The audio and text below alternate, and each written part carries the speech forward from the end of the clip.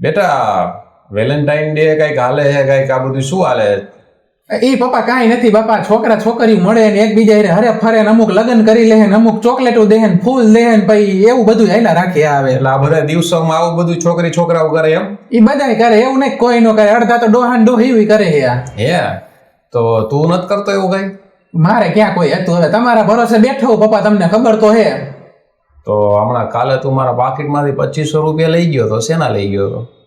એ તો અમારો ઓલું નાસ્તો કરવા ગયા હતા ને તો સોલ્જરીમાં ભાગ પાડવાના હતા એટલે.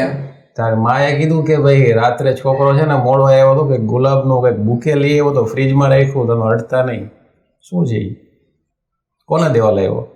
સવારે ઓલું આવે ને ફૂલ ફ્લાવર ડે રોઝ ડે કઈક આવે ને એના હાટું હું તમને દેવાનો હતો આ પપ્પા. આ તું ફબલાઈ ગયો ને એમ જ ખબર પડી કે તારે કોક છે ખરી બાર લફડું એમ ને? લફડું નહીં, આ વેલેન્ટાઇન નું લફડું તે કર્યું જ છે ને પપ્પા.